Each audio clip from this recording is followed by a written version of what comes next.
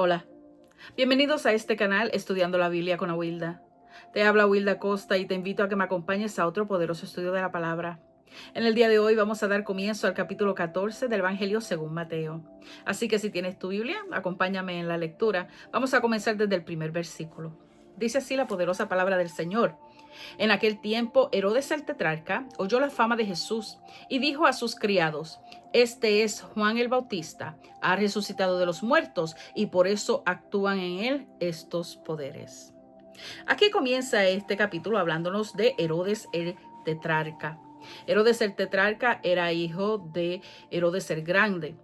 El título de tetrarca significa alguien que reina una cuarta parte de una región. También se puede utilizar como un título para alguien que no es el rey sobre todas las personas, sino que solamente un pedazo del reino le pertenece. También nosotros conocemos a Herodes el tetrarca como Herodes Antipas. Herodes, aquí nos dice la poderosa palabra, que escuchó de la fama de Jesús. La fama de Jesús ya estaba regada por toda Galilea. Ya todos en los pueblos, en las ciudades, conocían a Jesús, conocían los milagros que él hace, conocían la palabra que él estaba predicando, y estas noticias llegan a Herodes. Herodes le dice a sus criados que era el espíritu de Juan el Bautista que había resucitado y ahora estaba operando en Jesús. Aquí la palabra, ya Mateo nos había dicho que Juan el Bautista había muerto, ya eso lo habíamos estudiado, pero aquí este capítulo nos va a dar los detalles de por qué se le dio la muerte a Juan el Bautista. Vamos a seguir leyendo. Dice: porque Herodes había prendido a Juan y le había encadenado y metido en la cárcel por causa de Herodías, mujer de Felipe, su hermano. Porque Juan le decía: no te es lícito tenerla. Y Herodes quería matarle, pero temía al pueblo, porque tenían a Juan por profeta. Aquí, ahora, Mateo nos está diciendo que Herodes fue quien prendió a Juan, lo puso en cadena y lo puso en la cárcel. ¿Por qué razón? Porque Juan le dijo directamente que lo que él estaba haciendo con la esposa de su hermano no era lícito. No le era lícito a Antipas tener la mujer de Felipe. Felipe y Herodías se divorciaron de una forma ilícita y ella comienza a vivir con Antipas. Nosotros sabemos a través de la historia que esta Herodías, quien fue mujer primero de Felipe y ahora está con Antipas, era nieta de Herodes el Grande. O sea, que ella era la sobrina tanto de Felipe como de Antipas. Y por la acusación que Juan el Bautista le dio a Herodes, él decidió ponerlo en la cárcel. En su corazón, él quería darle muerte a Juan el Bautista, pero le temía al pueblo. Él le temía que el pueblo reaccionara en contra de su decisión, ya que todo el mundo tenía a Juan el Bautista como un profeta. Lo primero que nosotros tenemos aquí que evaluar es el miedo que este Herodes le tiene a su pueblo. Eso es un punto que nosotros vamos a indagar un poco más, ya que la reacción que él tiene hacia los demás siempre va a afectar sus decisiones. Pero por ahora vamos a quedarnos que en su corazón su deseo sí es quitarle la vida. Pero por quedar bien al frente de las personas que él gobierna, decidió no hacerlo. Vamos a seguir leyendo. Dice, en el versículo 6 leemos: pero cuando se celebraba el cumpleaños de Herodes, la hija de Herodías danzó en medio y agradó a Herodes, por lo cual le prometió en juramento darle todo lo que pidiese. Ella, instruida primero por su madre, dijo: dame aquí en un plato la cabeza de Juan el Bautista. Entonces el rey se entristeció, pero a causa del juramento y de los que estaban con él en la mesa, mandó a que se la diesen y ordenó decapitar a Juan en la cárcel. Y fue traída su cabeza en un plato y dada a la muchacha, y ella la presentó a su madre. Aquí nosotros encontramos la información exacta de cómo fue la muerte de Juan el Bautista. Aquí Herodes decía que estaba celebrando su cumpleaños. Es el cumpleaños de un rey. Es el cumpleaños donde nosotros vamos a usar nuestra imaginación para ver aquella escena donde él está rodeado con las personas más importantes de su reino, que era el reino de Galilea. Cuando nosotros pensamos en este tipo de celebración, aquí no hay límites en cuanto a adornos, en cuanto a comida, en cuanto a la lujuria, en cuanto a todas las cosas que la carne desea. Eso estaba allí presente. También se nos narra que la hija de Herodías, la quien era ahora esposa de Herodes el tetrarca, hizo una danza. Aquí la palabra se refiere a ella como una muchacha. Y cuando nosotros buscamos en la historia, a una muchacha se le llamaba aquella joven que tenía más o menos de 12 a 15 años. Era extremadamente joven, pero ya estaba lista para casarse, ya se podía casar. Por lo tanto, nos vamos a imaginar a esta muchacha súper joven danzando un baile erótico frente a Herodes el tetrarca y todos los que le acompañaban. Le agradó mucho a él. Quizás la reacción de todos los que estaban a su alrededor fue una que todos se maravillaron, a todos le encantó el baile que aquella muchacha les estaba presentando, y Herodes, bajo la emoción que tenía de agrado, hizo una promesa. Hizo una promesa al frente de todos y le dijo: pídeme lo que quieras. Entonces la muchacha, quien ya estaba siendo influenciada por su mamá Herodías, le dijo que quería la cabeza de Juan el Bautista en una bandeja. Y de aquí nosotros podemos sacar tanta y tanta información.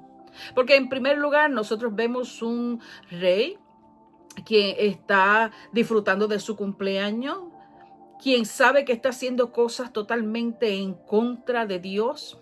Un rey que se supone que esté gobernando al pueblo de Dios, pero no está practicando absolutamente nada de lo que Dios ordena. Quien le quitó prácticamente a la esposa a su hermano. Ahora se está divirtiendo de un baile sensual de una muchachita. Y aquí él hizo una promesa sin pensar. Una promesa que simplemente fue movida por emociones, y que muchos problemas trae cuando nosotros somos movidos por emociones. Porque las emociones nos engañan la razón. Y él, sin pensarlo, simplemente le pidió a la muchacha, le dijo: pídeme lo que tú quieras.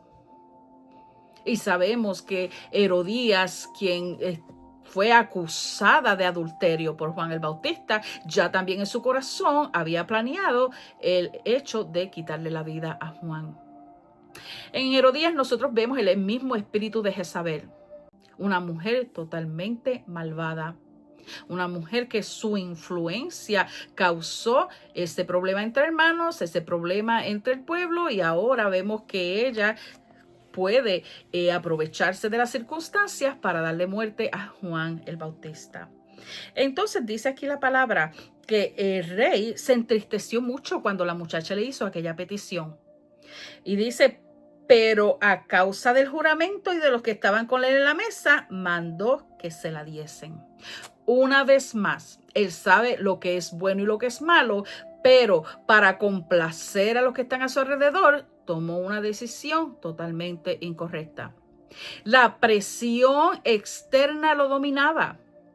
La presión del qué dirán fue mayor de lo que él sabía que era correcto e incorrecto.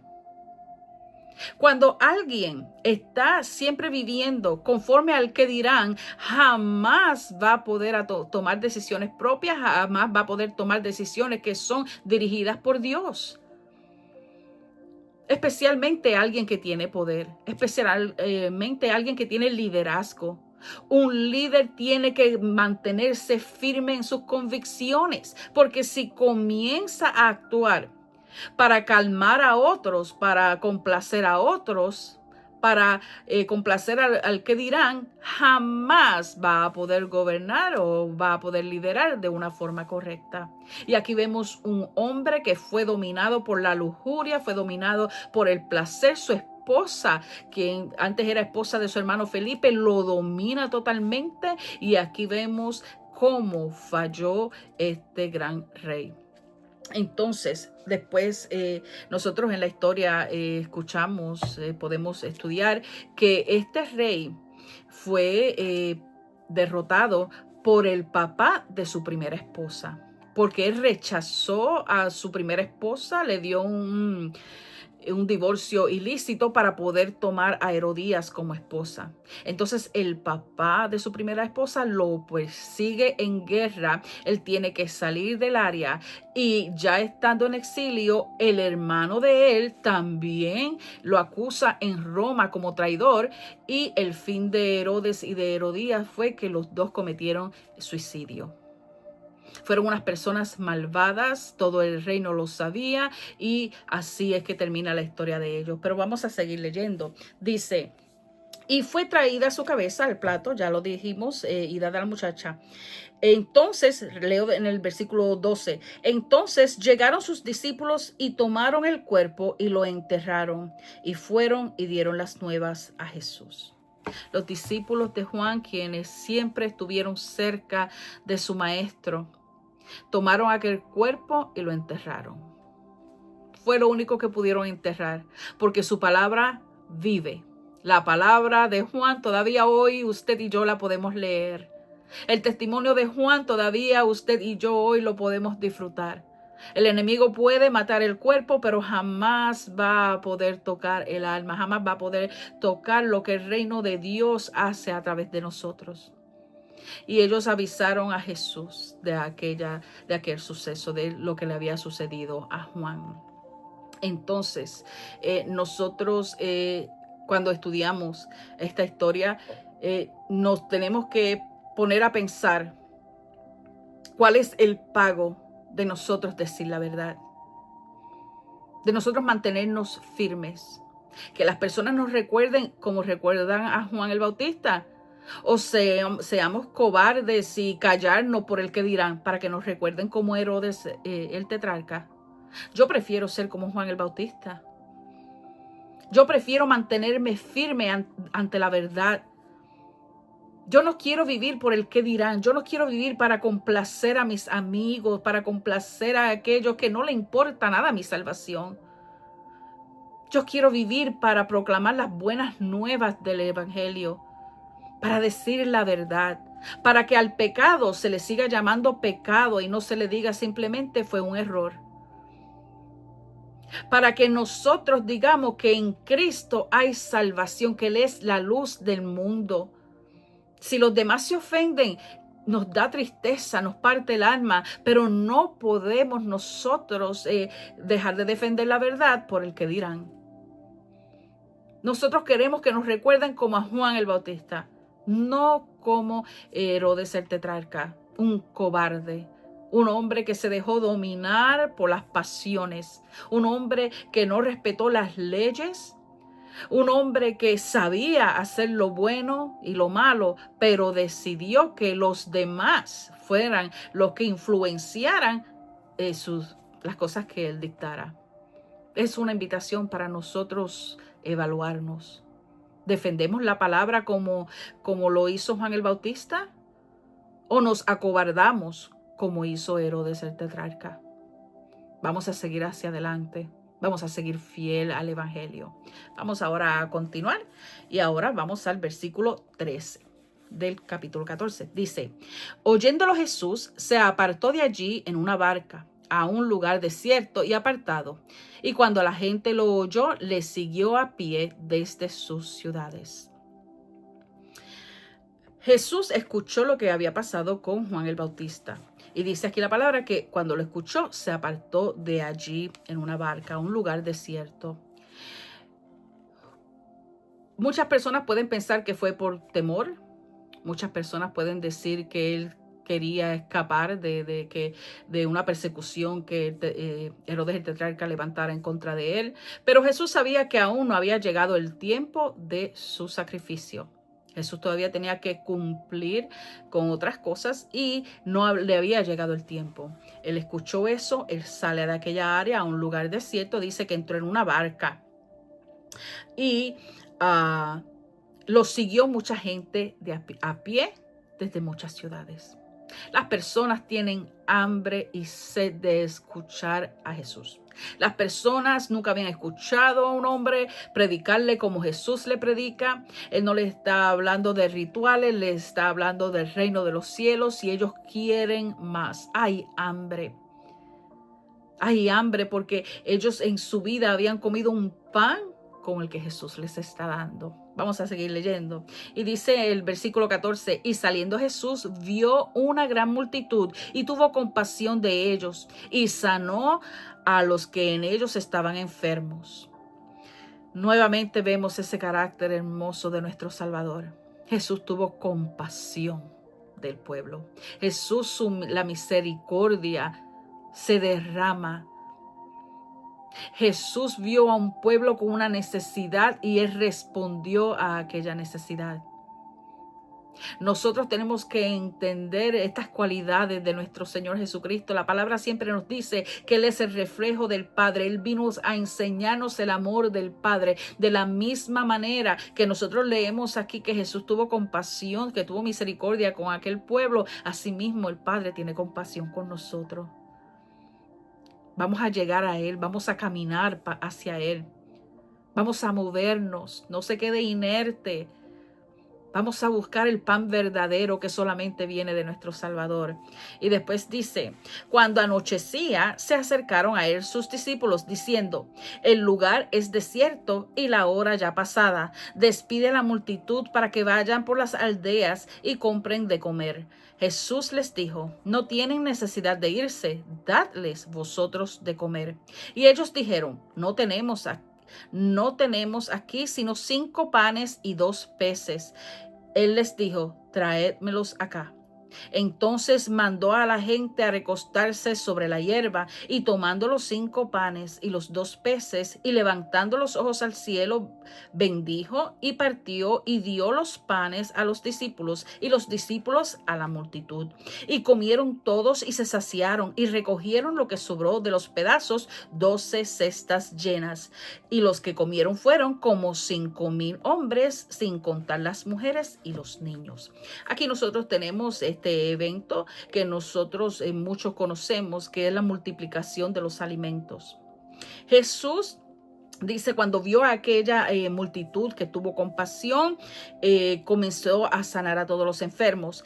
Y cuando anochecía, los discípulos ya se están dando cuenta, la hora sigue, la hora avanza y le dijeron a Jesús, envíalos a las aldeas para que ellos puedan comer, comprar comida, porque ya se está haciendo tarde. Posiblemente podemos esperar que aquellas personas caminaron por horas y horas para poder llegar a donde Jesús, o sea, ya estaban cansados, estuvieron allí de pie escuchando al maestro y los discípulos están observando toda la situación y dice, estas personas tienen que tener hambre, ya va a ser de noche, así que envíalos afuera. Y la respuesta que Jesús le da es que dice, ellos no tienen necesidad de irse, dadle vosotros de comer.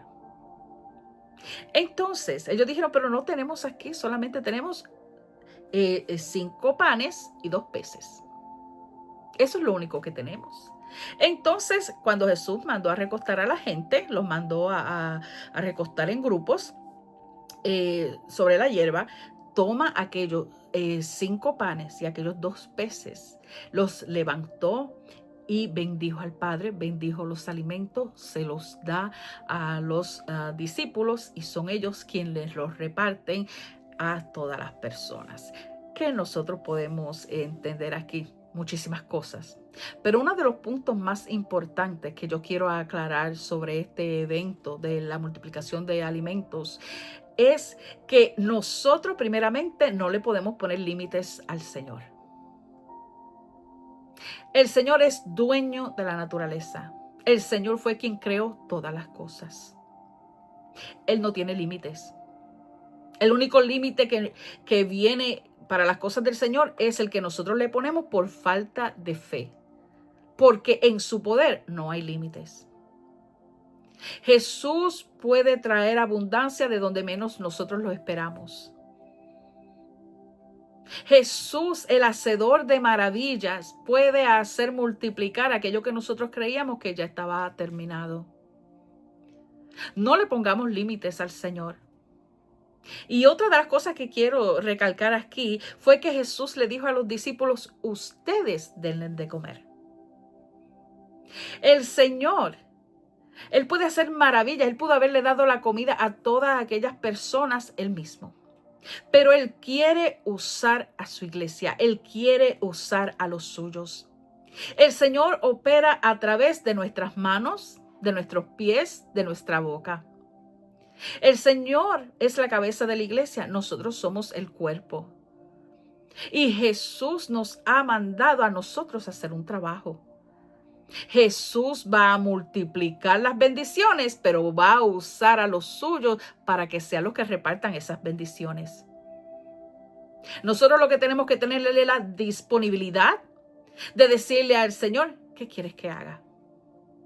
Que cuando el Señor nos diga, ¿qué tienes en tus manos? Nosotros digamos, esto es lo que tengo. El Señor va a decir, úsalo. Algunos tienen más, algunos tienen menos, pero todos somos de bendición en las manos del Señor. El Señor va a utilizar lo que tú tienes. El Señor no te va a pedir que tú tengas cosas extras de forma que tú le puedas servir. No. Él te va a utilizar con lo que tú tienes en tus manos. Yo escuché un testimonio de una persona quien estaba pasando por depresión, estaba pasando por una crisis emocional y ella quiso hablar con el pastor, pero el pastor tenía un viaje programado. Pero el pastor no quiso irse para el viaje sin antes hablar con ella rápido y le dijo, ¿qué te sucede?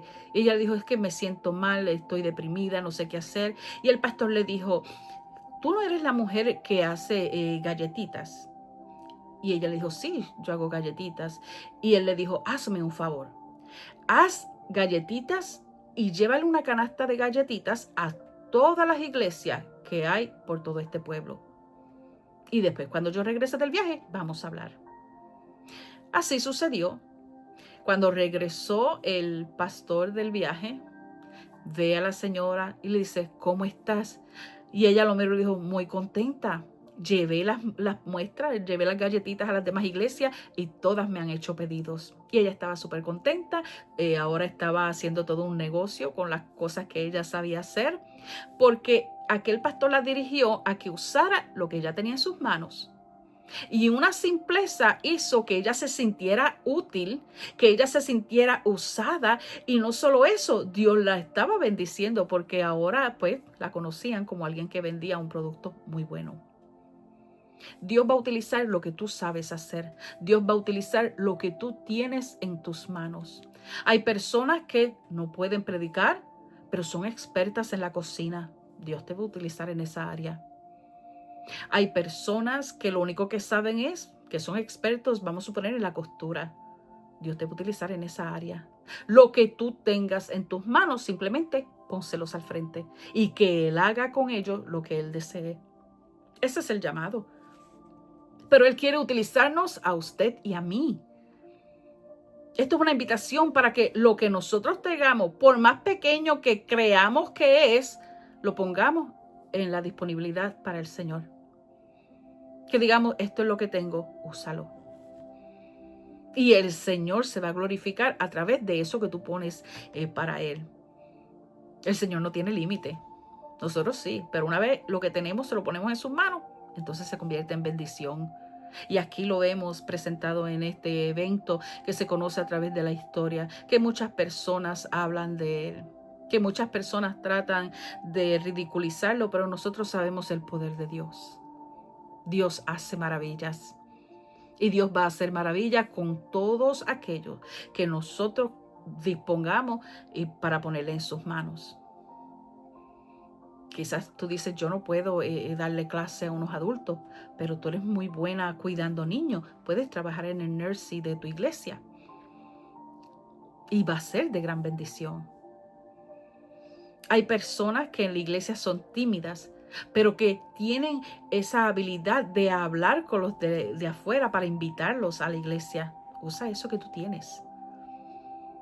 Todo lo que esté a tu alcance, vuelvo y repito, por más pequeño que parezca, ponlo en las manos de Jesús, que Él va a hacer milagros a través de eso. Y también nosotros leemos aquí cómo el alimento se multiplica, pero fueron los discípulos quienes les repartieron al pueblo. Jesús sí hizo el milagro, pero fueron las manos de los discípulos quienes reparten el alimento. Así hace Jesús con nosotros. Él es quien da la sabiduría, Él es quien nos da la dirección y nosotros como sus seguidores, como sus hijos, nosotros nos movemos para repartir todas las bendiciones del reino, ya sean materiales, espirituales. Qué lindo es el Señor y qué hermoso es el reino del Señor. Entonces aquí dice que se recogieron después que todos se saciaron. Todos se saciaron, se recogieron de los pedazos que sobraron 12 canastas. Esto es una profecía de que el Señor también tiene alimento para Israel, representando aquí las 12 tribus de Israel. Ese alimento está guardado para el día que ellos acepten a Jesús como el Mesías, ese día poderoso cuando Jesús regrese para gobernar por 1000 años. Esas canastas se les serán dadas porque también hay pan para ellos. Entonces después dice que los que comieron fueron algunos 5,000 hombres, sin contar mujeres y niños. Estamos hablando de por lo menos algunos 12,000 personas.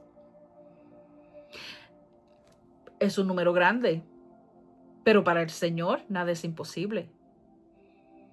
¿Es un número que quizás las personas digan verdaderamente que así fue el milagro? Claro que sí. ¿Le vamos a poner límites al Señor? No. Cuando hablamos con el Señor, pensamos en grande. Vuelvo a repetirlo, nosotros somos los que ponemos límites con nuestra poca fe, pero Dios no.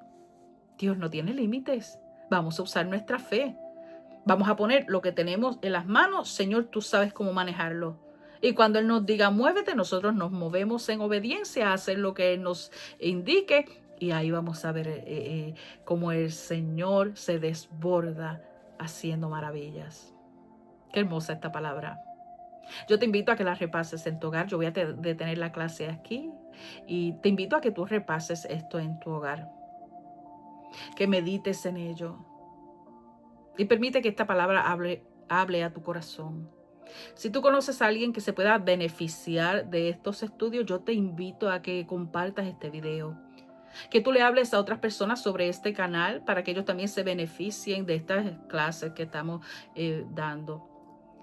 Yo te invito a que si aún no te has suscrito a este canal, que así lo hagas. Si tienes alguna pregunta, la puedes dejar en los comentarios y yo voy a tratar, conforme el Espíritu Santo me ayude, de contestarla. Nuevamente te doy gracias por estar aquí con nosotros y nos vemos en la próxima. Dios te bendiga. Bye.